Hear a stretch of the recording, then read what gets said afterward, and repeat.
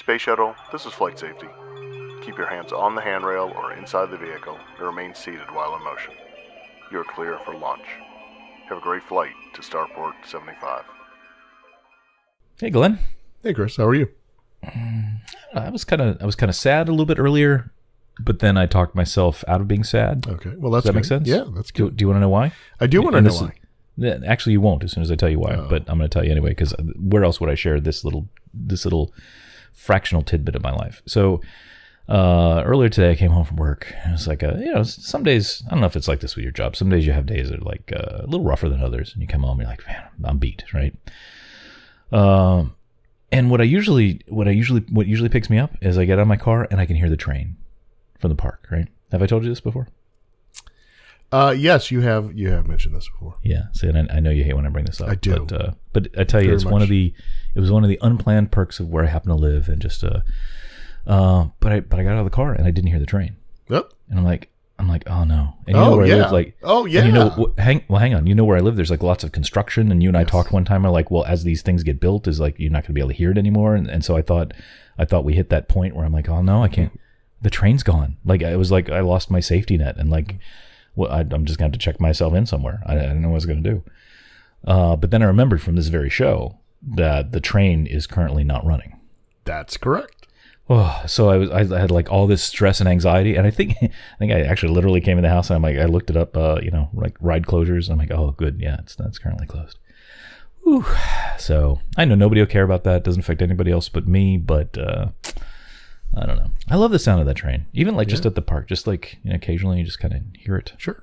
Do you find that too? Well, absolutely. Okay. That was just me. No. And it's going to be closed for a little while too.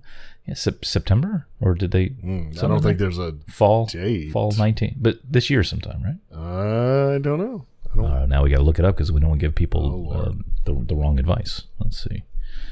Magic Kingdom ride closures. So there we go. Why isn't this on Starport 75? By the way, Why isn't that my top hit? That's a very good question, and I thought about that today, and I think I'm gonna take a look and see what I can do to have like a news page. Yeah, kind of like a status, is that what you mean? Or I'm like trying to aggregate news stories and post them and like daily, from different sources, and so that everybody does have just one place they can go. I guess I don't see what you mean, because you have like a blog, kind of like you post news things now, right? So, but you mean just like one persistent page where it's just kind of like updates? Yes. Oh, okay, I get it. Yeah. So anyway, according to this other webpage, that is not your webpage, summer 2019 is when it says it opens. Okay. Good. So I guess that's why I was thinking September. They have until then to make that good. Anyway, so that's my own little personal slice of drama that happened only in my head until this very conversation. Well, but it was stressful. If that's the worst, man. Well, I didn't say it was the worst. Can you hear does the riverboat? Yeah, I heard the boat this morning. Okay, well, no mind. Not just the riverboat, the ferries. Oh yeah, so I'm getting pretty good at identifying because they're actually kind of more similar than they're similar and very different, but yeah, I kind of identify those. I think we talked about it before. I still want, and it's just because I'm like such an audio nut job, but like I just want. I think you have something like this, like just the sounds of the park. I don't mean like a soundtrack, but I just mean like I just want to feel like I'm sitting in the middle, close my eyes and feel like I'm there, hear all the ride sounds and stuff. Yeah. Well, I will actually, you know what? I'll make that my pick of the week. So you'll have to wait. Oh, nice. I'll fast forward. Everybody fast forward with me. Oh, wait, no, they'd miss the show, wouldn't they? Yes, they would. And the sponsors. That's not good. All right. Anyway, thanks I feel like I always need that little intro to kind of, share my little pieces of stress. Yes. But that was it. Anyway, that was kind of my day. That was kind of like my own little drama nobody knew about until now. What are we talking about? Is this one of them newsy shows, or is this one of them? Yeah. So this is you're going to teach us about things. This is a new show, and we actually have a couple bits of follow up. Okay. So let's get started. Okay, let's do it. Okay. And now the Disney news of the day. All right. So go ahead. Yeah. No, I was going to say I feel like you might need a different sound bumper for this next one. So like a what? I don't know, something like a roar, like a Yeah. or maybe like a crackling campfire. I know. I think that one would of those be two better. things. Exactly. All right, so we've talked about it a million times. You were there when it happened. This is one of my favorite topics, just because I was there. I know. It's so random. Yeah. So you were there when Maleficent and the Festival of Fantasy Parade caught on fire. And this was what, last May? May. It was like May 10th, 12th. Okay. Because it was right by my wife's birthday. We went for her birthday. Yeah. Hang out. That's how I remember. All right. So you were there. You saw the damaged float and everything. It was a drama. Yeah. Firemen running around and everything. And yeah. Oh, yeah. So the Malefifier, I like to call it. Yeah. Exactly. I know. We even have a name for it. That's awesome. So they replaced it with as we say, the gazebo from Lowe's. It's not really a replacement. I mean, they just. I still don't understand why they had to have that at all. Why not just whatever? I guess it threw off the timing of the show or something. Who knows? Yeah, I think that actually probably is it. Yeah, they just had a gap there or something. Yeah. So in the last couple of weeks, the Maleficent float has returned. Yay! I'm so happy for her. So that's awesome. But here's the key question. Okay. Does she light up? Is she fire ready? She actually does. Well, I am shocked. I know. Me too. They say they redesigned it. I can't see with my naked eye from the pictures that have been posted online any redesign, but let's say there is. I'm sure it's safer. Yeah. No, I know exactly what they did. What did they do? Up in the the head part where it caught fire. Yeah. They take one of the children out of the audience and they put them up there with a fire extinguisher. So if it gets out of control, they're already up there near where the fire is. Smart. Yeah, I mean, you don't have to solve it with technology over. You just use people power. So smart. Power the people. Yeah, they must have put I don't know, foam jets or something. I'm sure that exactly. And the other problem was the operators couldn't remember it couldn't stop it from doing its animation. Right. So it's it's on fire and it's its head's melting, but it's still doing its and so I'm sure there's put in some controls for that. Big red emergency stop button in there. There's probably 13 of them all the way. And when they were doing it, they were probably like, "Why didn't we do this in the first place? What were we thinking?" Budgets. Remember, Bob? Oh yeah, exactly. Remember? Remember when we said we need an extra $1,000 and you said no? Right. Can't even get a rail. Oh, here we go. So I can't. All the money's going to the Skyway. What can I do? Lean on it. All right. Yeah, exactly. Going to the Skyway. Everything's going to the Skyway. Yeah. I hope we have a story in here about that. We actually hold on. Everybody, hold on.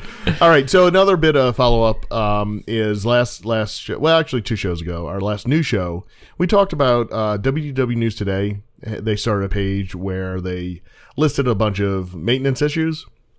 And yes. We talked about it and said, is it really cool or not or whatever? Mm-hmm. Well, I don't know what the timing is or what influence at all it had.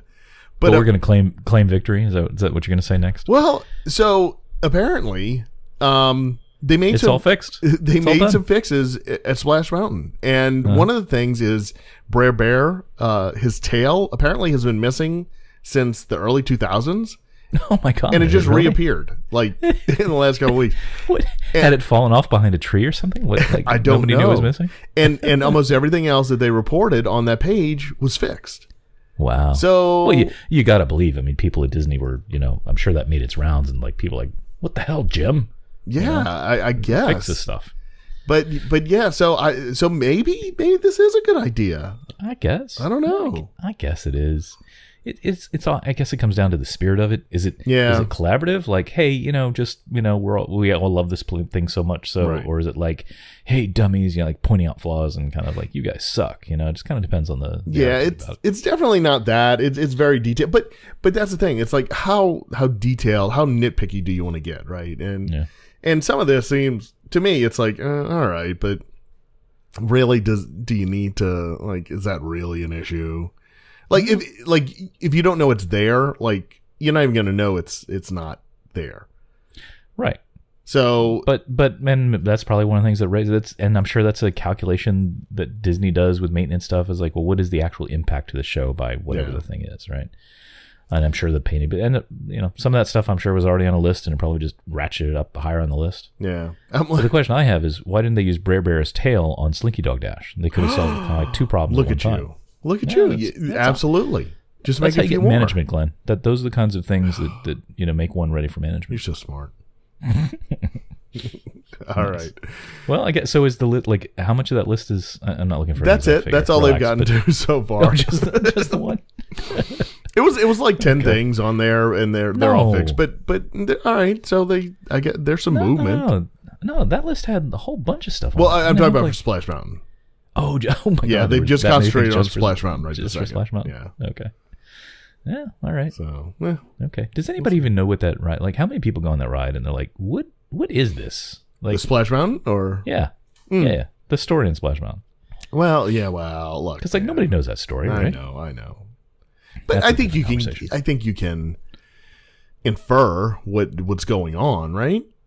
I mean, I saw the movie once in the theater in like 1986, 87 during that release.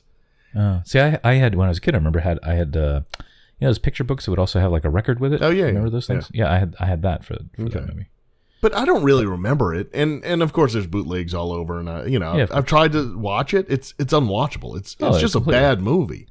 But don't you think? Oh, it's a different topic for different. But they have such an elaborate animatronic ride. I know. Story that almost nobody knows. It just seems so strange. Like I guess I probably couldn't redo it. But is there any way they could kind of like reboot it where it's acceptable to do? Well, that's what I was just gonna say. Actually, it's a shame they can't just take the animation part of it, right? And like the characters, like bumper it with new, something more relevant, or just repackage it a little bit.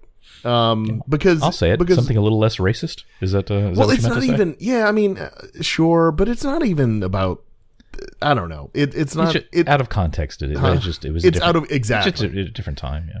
So I don't know. Anyway, but I like the ride. It's a cute ride, and I just go along. It's a cute little bunny, and right. Well, this is going to sound totally stupid and made up, but my hand to God, I learned the moral lesson or the trick or whatever you want to say it of like, oh no, don't throw me in the briar patch. Like, like manipulating people to like, it really, this is none of this is coming out wrong, but I mean, that's a life lesson that has some value to it. That's that like, true. If you can bend a situation to your liking just by a little creative, presentation. That's right. Anyway. All right. That went off the rails. It did. We'll go with it. Well, all right. So anyway, they changed some light bulbs and put a tail on a bear. That's good. So put a tail on a bear, and that's where it is. Oh, did they fix it by dismantling that Country Bear Jamboree? Did they get the tail from over there? All right. So now we're moving on to news items. I'm not even acknowledging that. I thought You're that so was silly. News. Isn't this all? So news? Literally, you're poking the bear, right? Literally poking the bear. All right. So that's it for follow up, pretty much. Okay. Okay. Exhausting. So the next thing is that I didn't know was happening. That is happening. Is Disney? You say that like you should know everything. I should, right? Okay. Yeah, but I didn't. Want to make sure I got that. I had no idea about this until they started releasing these things. So apparently, Walt Disney World is cutting out plastic bags that you get in the parks when you buy something, right? They put it in a bag and give it to you and you walk away. Oh, boy. So those are going... I'm not getting into the politics of it or anything else. Oh, boy. This news item is about... So now you will be able to... You will have the what's the word I'm looking for? You will have the opportunity? To purchase a reusable bag at the checkout for. Oh, but my cynicism meter just flew off the red zone for $1 to $2, depending on the size. $1 to $2. So these are heavier plastic bags that are kind of like they look like tote bags. I'll put them in. I'll put a link in. I mean, they're cute. They're cute, and they're going to be park specific or World of was it not Downtown Disney? What's it called now? Disney Springs specific. That's not called that. Okay. And so, So anyway, it's I guess it's kind of So making it let me like make a sure, let me souvenir make sure I have this right. into itself. Go ahead. Let me make sure I have this right. So you're telling me nowhere in the parks, like when I go to the Emporium and I buy my 42 magnets to bring back with me in my coffee mug, because for whatever reason I could never resist buying a coffee mug there. Yeah. That they're not gonna, they're just gonna hand it to me loose and say, well, unless you spend another $2 and you can get this bag. Yes. Is that how it's gonna go? Yeah. That's not gonna work. Why don't they do like they do at Costco and have all the cardboard boxes that all the stuff gets shipped in, and have all that so you can just get your cardboard box? No kidding. Hey, man. I don't like this idea at all. I mean, I know, don't get me wrong. Yeah, hey, environment, I'm all for it. But this seems silly. I know. Yeah. So I will say that I did go to the Disney store. Apparently they're doing this in the Disney stores as well. And I wasn't aware of this until I read this article. So before Christmas, we went, to the mall and went in the Disney store.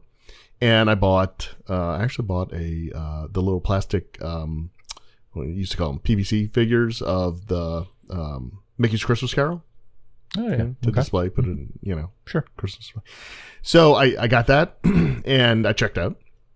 And she's like, would you like to buy a bag? And I'm like, no, I'm good. And she's like, she just handed me the thing then. She's like, okay, here you go. With the receipt. And I'm like, oh, okay, this is She's different. like, sir, can you hold open your pocket while I drop these in there? I mean, yeah. And luckily we had another bag and we just plopped it in there. But, well, see. But yeah, so I think I haven't seen anything for the Disney store, but I think they're doing it there too. It just seems so weird. I get it, the whole environment thing, but I don't know. It seems like logistically, I don't know. Like, don't force me to buy it. Right. I don't know. Right. I know. So anyway, They should just especially if shame you're you. spending the kind of money that you're spending, like just give these out. I understand you don't want to give This is why you're never going to get Bob's job. Never. I understand you don't want to give the disposable plastic bags away, because for the environment and everything else, then fine. Give this away with their first purchase, and then everybody can, everything else they buy throughout the day, they can just put it in that one bag. But why? Yeah, you know what? If you really cared, if you're and this will only work at the parks, it wouldn't work at like a downtown Disney. But just like make it like if you're like you get to redeem a thing, like your park pass includes one of these things. Okay. Yeah. You know what I'm saying? Yeah. Like you can go redeem it, and it's like a little gift for you. I'm sure cost them 40 cents, Right. if that. And then you got your bag for the day. It just seems so impractical. I guess that's my thing. It seems impractical. Like if I don't want this bag, which by the way, you could get into a whole thing like, well, how environmentally friendly are these bags exactly? Like how to, you know what I mean? Yeah. Like, do you remember back in the 80s? You can delete this, but I just want to bring it up. Remember back in the 80s, it became a big deal to like paper or plastic because like all the bags were paper before that. Sure. And they're like, oh, it's bad for the environment. We're cutting down all the trees. Yeah. Right? Well, so everybody went to plastic. Turns out it would have been better if we all just kept using paper bags, right? Because it's renewable and the trees are good, and rather than just adding all the plastic to the world. Yeah. So maybe they just need to go back to paper bags. Maybe that's the answer. Maybe so. All right, but it's kind of. I will say it's kind of cute. I think I want one now. Well, they have one for each park, and so it's like, oh well, now. I want But you know one what I'm for going to each do? park. We're going to buy something. We're going to get one of these. We're going to come home. We're going to bring it in the house, and we'll be like, oh, we're going to stash that where all the other usable bags are. Then next time we go to the park, we're not going to bring it, and then we're going to end up with 42 of these things. Of course. Yeah. Okay. First world problems. Exactly. So that's the thing now. Okay. It just seems that like did they trial? Well, you don't know. Apparently they didn't consult with you, but did they trial this at one of the parks first to see but like from a customer support standpoint, or customer service standpoint, like how do they train all the cast members? Like everybody's going to expect a bag. Got to retrain 50 million people a year on we don't do bags anymore. Yeah. Like that just seems so bizarre. Right. I know. Okay. This episode is sponsored by ParkLeap. Do you hate waiting in lines for your favorite rides at Disney World, Universal, and Disneyland? Of course you do. Everyone does. ParkLeap tracks current wait times for attractions in real time, analyzes them, and gives you immediate guidance on what to ride now and what to skip for a shorter wait later on. ParkLeap saves you time so you can do more, see more, and ride more. Many theme parks provide their own apps, which is great, but they only report the times.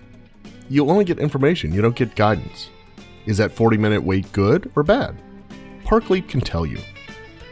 Park Leap also includes an interface that is clean, quick, and easy to use. Many vacationers travel to multiple theme parks. Now one app does it all. Whether you're a local resident, an annual pass holder, or travel great lengths once a year or every few years, you want to make the most of your time and money. This is the app to get to help you do that. Get Park Leap in the Apple App Store. And thank you to Park Leap for sponsoring Starport 75. All right. What else you got? All right, now your favorite. Oh. So testing is underway. Yeah, that's a good one. For the Disney Skyliner gondolas. No matter how old a guy gets, underwear jokes are always funny. They are, right? So right. At the what is it? The Disney Riviera, I think it is, resort at that's not a thing. What is that? What do you mean that's not a thing? Riviera. Where is that? Yeah, isn't that the Caribbean Beach? Oh, I don't know. I don't go over there. What, the new hotel. Anyway, that's the main station. Oh, okay. Man. And so they had the stations built, and they've started putting cars onto the track or cable or whatever it's called, and right. They're testing them out. And Disney actually put out a video of this. So Disney themselves, it's not just a vlogger. Yeah, because if some fan got in there and did that, then they're probably in jail right now. But yeah. So anyway, I know it's a sore subject, but I think they look great. No, I just wonder. It's news. I mean, it's a big thing that's coming, and that's why I keep bringing it up. Yeah. Do you think part of the testing is they get like 3 large guys, and while the thing's going around, they jump up and down on it, see like how much weight it can take? They better do that. They better. Before I get on it, they better have done that test. Jeez. Yeah. I'm so looking forward. Well, whatever. I talk about it every time. I love these things. I don't know why I love these They're things, awesome. but I'm really so anxious to see about this whole air conditioning and storms thing. Like those are the 2 things that I go. Why are you really? worried? You're so silly. You're so silly. I don't know. It doesn't get hot here, and we don't have a lot of rain. Right. But right. I'm still curious about it. I think they're great. Unlike this next story, that oh my god! As this thing is going up, Can we talk about this? Stressing out, please, because I need to vent. All right. So go ahead, get ready, everybody. So somebody tweeted, and I put a link to the tweet in our notes that we use for this podcast. But I went to the tweet, and the person who originally tweeted it, their account is private now. I don't know if it was or not. This was last week or the week before. The Disney thugs got to them. But they took a picture. Yeah, maybe. They took a picture outside of the park, outside of Epcot. They may have been. Were they in a helicopter? I wish I would have saved. Yeah, it was a straight. They had to have been, because there was no building tall enough from where they took it to have been in. Right. So they took it looking toward Universe of Energy from, let's say, the Living Seas, right? From that area. Straight on, so you can see Spaceship Earth, and you can see the main entrance, and you can see the building for the Guardians of the Galaxy roller coaster that's going up behind what used to be Universe of Energy. And oh my goodness, this building is a monstrosity. It's insanely massive. There's no theming to it. It's literally a rectangle, but yes, and it's painted sky blue, and go away camouflage. Green. And it is insanely massive. I had no idea the size of this building. All right, I don't think any of us did, because clearly it caught the whole community off guard. It's just and now in its defense, I'll play devil's advocate. Mm-hmm. The view that photo was taken from, and this is great for a podcast, but you just got to imagine. So it's showing it from the side of Spaceship Earth, and this thing dwarfs Spaceship Earth just in its height and massiveness, and so it looks obnoxious. But in their defense, that is not an angle of view that any guest would ever have, right? Because you would be coming in straight in from the parking lot or wherever. Yeah. So I'm sure from those sight lines, it doesn't look anywhere near as hidden. I would imagine, but I don't know. From the parking lot, has anybody done like parking lot photos? I haven't seen recent ones of those. But like from a normal guest view, is it going to look that obnoxious? I mean, the picture I'm looking at, it was taken from the main entrance, actually. And I'll put a link to this. It's like the third picture down if you're looking at it. But that's from the building in front. That's the pet care center right there. Yep. Or, well, it used to be. I don't even. I don't think it's a pet care center anymore. It's way off to the left side of the entrance. Yeah, but so I mean, you can clearly see it. The blue does help, but man, this thing is big, and you're right. I mean, I'm sure they did think of sight lines and everything else, but so we won't know until it's done. But man, oh man, it doesn't bode well for where it is now. Rock and Roller Coaster has a building like this behind it too, but it is you would never know because you don't see it. It looks like all the other buildings around there, and but I don't think it's as tall as this though. This seems much taller. But that building's pretty tall. But I would guess it has a roller coaster in it. It has a loop, right? Yeah. So so anyway, the work is progressing on it, but it was just that one photo that like put things in perspective. That it was like literally, whoa. So yeah, but you skipped over the real news item. What was that? That apparently, from looking at these photos, there are 2 different shades of Go Away Green. Oh, yes. Yes, I see that. Did you know that before? I didn't. No, I thought there's just one so Go Away Green. They've got the darker one that we all know and love. Yeah. And then above that, I guess the transition to the bluey sky part is like a lighter, like half as light. I see that, yeah. Whatever. It's like the top of the trees level. Yeah, which seems like Chris, why are you even bringing that up? But somebody gave this some thought. Like they think about this and like, what should these shades be? What should the ratio of the size? Like where should one transition to? I mean, people they put a lot of thought into this. Yeah, they didn't care how big the building was and what it looked like, but they put some thought into the colors. But I'm sure it's back. My guess is it's back far enough to where if you're taking a picture of, I'm going to call it Universe of Energy, but that building, in the park, I'm hoping you're not going to see this building. Well, no, and they even have I think this is what am I trying to say? A permanent part of it. It looks like there's some sort of diagonal sloping thing that would transition from like the Universe of Energy building up that kind of covers the front of this. Okay, I see. Yeah. So I can't tell what's in the front of that, but it looks like it could be solar panels. Maybe someday. It doesn't have anything right now, but it could be. Yeah. It looks like. Anyway, yeah. Poor Universe of Energy. I know. Oh well. Okay. With the old in with the new. It's just Magic Kingdom 2. It's no big deal. Oh yeah. Who cares? All right. More to come. When does this thing open? How much longer do we have to? This isn't opening till late 2020, 2021, something like that. But it looks like the building itself will probably be pretty much finished. And then they'll do all the inside work. Yeah, I think there's going to be a lot of inside work though. No way you would imagine. So I guess they have giant doors on that thing, right? To bring in the big roller coaster pieces. I would hope so. Yeah. Okay. What else you got? All right. Next is this came out I think this week. So Disney has changed their one of their policies where if you have booked a room at a resort room at Walt Disney World, one of the Walt Disney World hotels, if you booked it prior to 60 days out from the first night, there's a loophole. You could book once you hit the 60-day window, you could book your fast passes and then cancel the reservation, but the fast pass, you would still have the fast passes on your account. And so what they are doing, starting actually yesterday, February 4th, they are, or 2 days ago, they are, if you cancel your reservation, all of your fast passes are canceled as well. So 2 things struck me about this. One, I was like, well, surely they just should have been doing that all along. And then 2 was, how did I not know about this loophole to take advantage of this? Okay.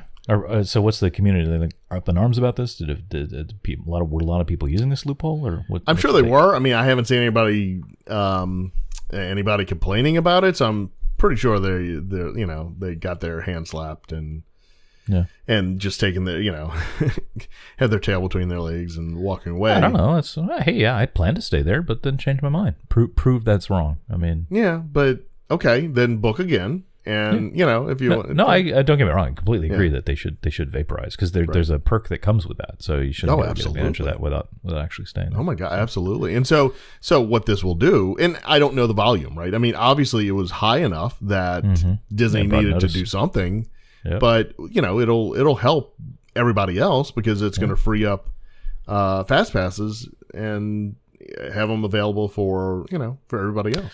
Oh, I wonder if this was also like, and I just think that there's like this entire team of like 1,000 people that are all like looking at every little thing that will be affected by Star Wars launching. Yeah. If like they looked at this and went, somebody, people will book to get fast passes, but I wonder if it came out as kind of like a review of that. Yeah, well, it very well may have, yeah. Yeah, or maybe just people were taking advantage of it.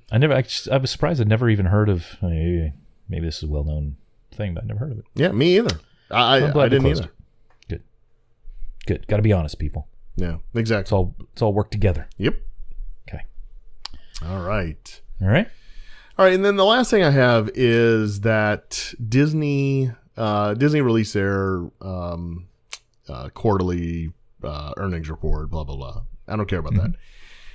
They're still making gobs and gobs. Thank God. Billions and billions of dollars. So everybody, you're good if you have Disney stock. So, but the important thing is they have, Bob Iger pretty much said that Disney's direct-to-consumer business remains their number one priority. So this Disney Plus streaming service that they're going to launch later this year is their main focus for everything they're doing right now.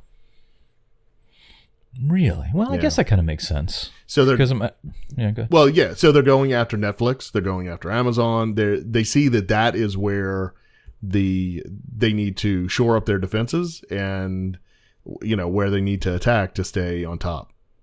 Mm-hmm.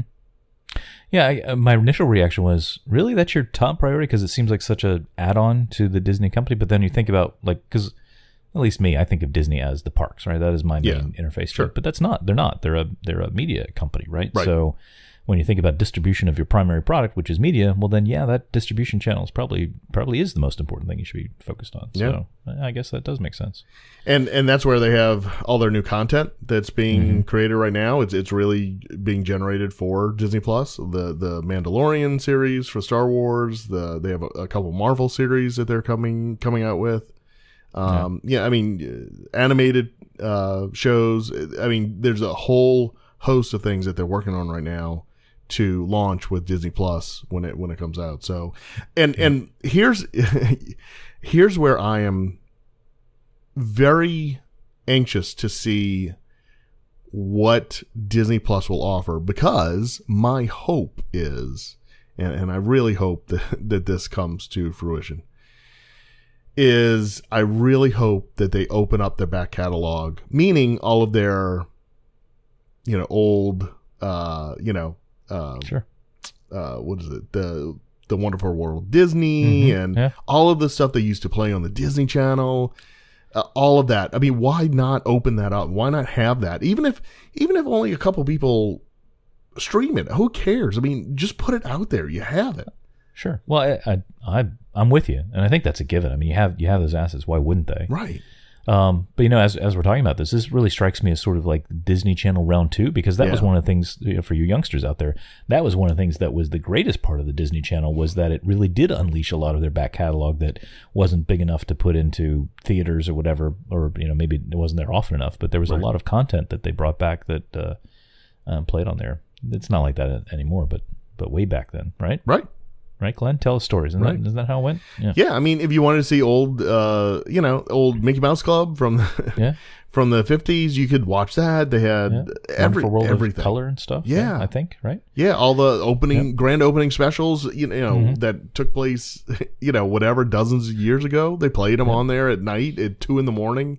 Yeah. And there was a lot. I mean, there was a lot of hours in the day to fill. Yeah, they don't have the same problem now with streaming, obviously, but they do need to, and kind of what I was thinking about with this, and because there's rumors Apple is doing, their own streaming service, and it's like, as consumers, this is kind of bad for us, because, on the one hand, it's a little bit the golden age of television again, where we've got a lot of great new content that's coming out. Yeah. But it's all getting siloed away to, okay, well, now I have to have an Apple streaming subscription and a Disney streaming subscription and Netflix and a CBS, and by the time I do all these, not just the cost, but this the juggling of all this junk. It's like that's all, where do I find that? But true. Yeah. But so let me ask you. Yeah. So when this thing launches, I assume like my reaction will be like, well, yeah, day one I'm going to sign up just because I'll expense it as part of the show. But I get it. But I assume you already subscribe to one or more streaming services of some kind. Me personally, yeah, I do. Yeah, absolutely. Yeah. So will you? What am I asking? Will you get rid of one of those ones that you currently subscribe to add Disney, or is it just you're going to add Disney no matter what? Yeah, I'm just adding it. I mean, that's just me though. But so I have Netflix, Hulu, Amazon Prime. I mean, that comes with Amazon Prime, Right? I don't count. Yeah, okay. So Netflix, Hulu, CBS All Access, and then I'll sign up for Disney.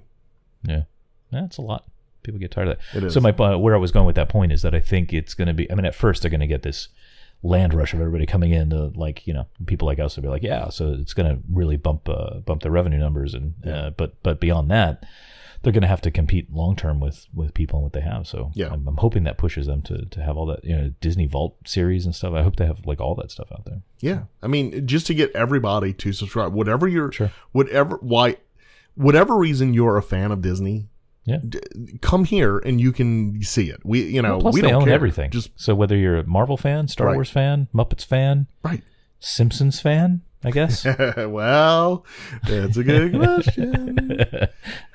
I was reading another article about that whole thing, the assimilation of Fox into Disney. Like they're going to slash like a ton of jobs, man.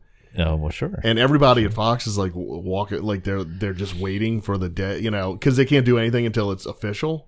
Right. And it's a horrible place to be right now. Yeah. But yeah, Disney's pretty much just gonna they're just buying it for the content, pretty much. Yep. Yeah, we have TV people. Yeah, TV and movie people, and we're doing pretty good, a lot better than you. So. But hey, thanks for The Simpsons and Family Guy.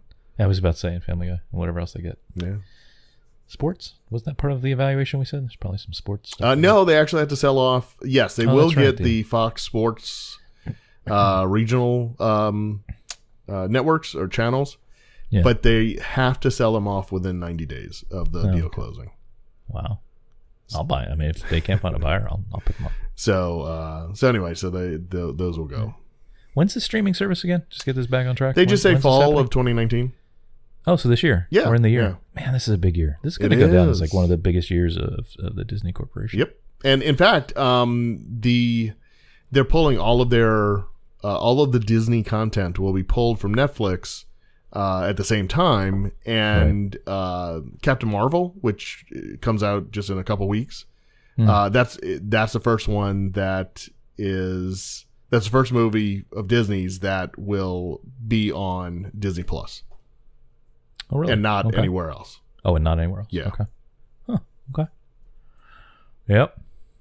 It'll be interesting times. By the way, I cannot wait for that movie and for the Avengers, but I'm really looking forward to Captain Marvel. It looks like a great movie. Yeah, I'm such a bad I know we're really Marvel into side it right now. Are you really? The kids are bonkers over everything Marvel right now. Yeah, I think that's it. My kids are too young to kind of get into that still. So maybe once they grow up a little bit. Oh, those anchors. But trust me, it goes by quick. Yeah, I'm sure. So right, cool. Well, I'm ready to sign up. Can I pre-sign up? I wish. Well, that's what it's like. Hey guys, just let me know when the sign-up's open. I'll be there. Right. Bob, I'm your dream man. All right. Anything else, or is that all the newsy news for this time around? That's the newsy news. Yeah. All right. Good roundup. Yeah. Thanks for pulling them together. All right. So, do you have a pick of the week? I do. Good. Do you? Well, I do now. Oh, you do now? I had one, but I'll push that till next time. That can wait. But this one will be topical. I see. It's like a teaser to get people to come back to the show, right? That's right. Oh, okay. I see what you did there. All right. How about I go first? Because I bet yours is probably more interesting than the mark. This is just something I liked and I thought I'd share. So, so I don't know if you know this about me. I may have mentioned I like spacey space things. Yes. Especially like Apollo era, vintage, the good old days that I wish we somehow could get back to. Yes. But that's a whole other podcast. Space Force. Go ahead. I need a Space Force shirt. A couple of people I work with, they have Space Force shirts. Do they? I need one of those. Yeah. Anyway, so I don't know how I happened upon this book. It probably just from the Amazon overlords. When I was on Amazon, it probably just popped up. There's this book called oh no, actually I read it on some site I read about like astronomy, space stuff. Anyway, it's called Mission Moon 3D. Okay. As in 3-dimensional. You guys probably figured that out, but just to be specific. And I picked it up because it was pretty highly rated, and like I said, I'm a sucker for any sort of vintage stuff. It is basically, how do I describe this? The text part of the book is pretty much like what most of the other sort of recap of what the Apollo missions were and kind of how we got there through Mercury, Gemini, etc. But the hook of this thing is the 3D part. And it includes a ton of pictures from the NASA archives that are all in, I don't remember the exact technical stereoscopy, whatever. But there are tons of these, and it even includes a set of 3D glasses in the back of the book. And because I like to buy things without doing any kind of research at all, I kind of expected these to be, those blue-red 3D ones. Yeah. Which they do a lot of like the Mars rovers actually operate with those kinds of optics, I think, and they publish those a lot. So that's kind of what I expected. But no, this is actually more. The technology is more like the ViewMaster. Remember those? Okay. Are you old enough to know ViewMaster? Oh, absolutely. Sure. Is that still a thing? Should have been a thing. Those were amazing. I know. So it comes with these like hard plastic clear glasses in the back, and they have like a neat little inset thing they go into. And so the book's just filled with a whole bunch of these. You're not looking, they're not transparent like a ViewMaster, but they're photographs, and they're pretty cool. It's a little gimmicky, but I thought it was neat. Some people reported having difficulty like making their brains work with it. Other people like, what are you talking about? It's perfectly fine. So, your mileage may vary, but it was kind of cool. It worked for you? Yeah, well, I have a complicated thing because I have reading glasses that are like progressive lenses, and so so blah blah blah. But yeah, I found my sweet spot essentially after some kind of like figuring out. So there's that. I thought it was cool. And then the other thing, just kind of interesting, is like it's the authors are David Eicher, Eicher, and Brian May, which I don't know if that name jumps out at anybody. Brian May. I'm like, oh wait, isn't that the guitarist from Queen? I think his name is Brian May. Sure, I'm like, surely that's not the same Brian May. Turns out, no, it is. He's one of the co-authors. Because I guess he's a bit of a space nut or something, and there's actually some sort of festival that kind of joins. I don't know exactly how this works, but some sort of joins astronomy and music in some sort of festival something or other, and that's how these people kind of came together between the musicians and the astronauts. And anyway, it's kind of a neat thing. So that's what I got. That's cool. So Mission Moon 3D: A New Perspective on the Space Race from MIT Press. So it's kind of cool. Very cool. That's neat. Yep. I like that. Yeah, thanks. I like to pick these up whenever I can because, and it's probably a stupid reason, but because there has been, obviously we got ISS and space shuttle missions, but because we're not landing on, people on the moon and Mars, it feels like if I don't pick these up now, I was like, what am I trying to say? Like Disney books, there's always new ones because Disney's still a thing. It's still around and there's new eras to write on or whatever, but I just feel like these eventually are going to go away or something. So I'm just like archiving them all in my library. So, but if you have an interest in it, it's kind of cool. That's my pick. Cool. I like that one because I like space stuff too. Yeah, well, that's why I try to share with you, Glenn. I try to make you spend some money. Yeah, I know. That's what I don't like. Thanks. So now your turn. What am I going to buy? All right. Well, you're going to buy something for the price of $0. Oh, all right. Well, so okay. So this is you mentioned earlier about you would like to have some like park audio that isn't just the background music, right? Yeah, the actual sounds of the park, the creaking of the rides, that kind of stuff. All right. Yeah. So there's a website, Passport to Dreams, and I've mentioned this website before. This is my favorite website on the planet. It's the greatest. The author, the creator, owner of this website is Foxfur. It's an anonymous person. I don't know who he or she is. But they write essentially almost like research papers on things that are so minute or special that for somebody who really loves the history of Walt Disney World and wants to have it preserved and understand why things were like they were, this is a great site. So yeah, this person Go in here. Huh? Yeah, you've pointed to the site before. Yeah. That's good stuff. Mm-hmm. So this person is very good with, it really delves into a lot of the park audio. In a lot of these articles, they go through, like the Main Street USA background music, and they'll list every single track that explain how Jack Wagner found the tracks, what he did to them. I mean, it goes into so much depth, and it's really fascinating. But I'm not talking about music. I'm talking about sound, like the sound of the park. Okay, let me finish. Okay. So back a few years ago, this person put together a quote unquote album called "Another Musical Souvenir of Walt Disney World," and I'll put a link in the show notes. But this is completely free. You can go to it, download it. And so the track list is, it starts with the overture, then it's Main Street USA, it's Adventureland, Jungle Cruise, Caribbean Plaza, Liberty Square, the Keel Boats, Frontierland, Fantasyland, Tomorrowland, If You Had Wings, Magic Kingdom by Starlight, and then an Evening in the Magic Kingdom. And then there's some bonus tracks. But what they do is it's Main Street USA. So it's the background music, but then they'll put in the actual park audio in there. My favorites are Magic Kingdom by Starlight and An Evening in the Vacation Kingdom. An Evening in the Vacation Kingdom is the greatest because you start on it. You essentially take a journey on the monorail, and so you start at you're on the monorail, and it has the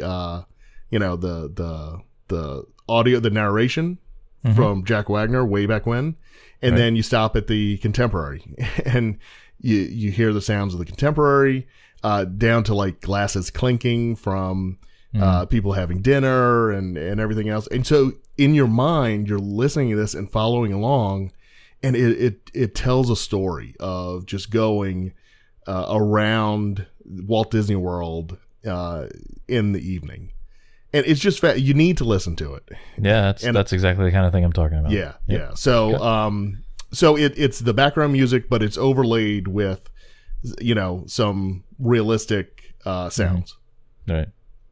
Yeah, and some people would probably tell me, well, why not just watch like video of people going through the park? But it's not the same. Like when you take away that visual stimulus, and you just and maybe it's just different people. Like I'm very tuned to audio, and it's just how I roll. But just when you just listen to it, it's like a whole different dimension. Right. So cool. I knew you had a good pick on you. I could feel it. So I listen to this a lot at work. Oh yeah, absolutely. I am not here right now. Exactly. Well, a little bit. But yeah, so I'm in my happy place. It's really cool. I highly, highly, highly recommend it. Okay.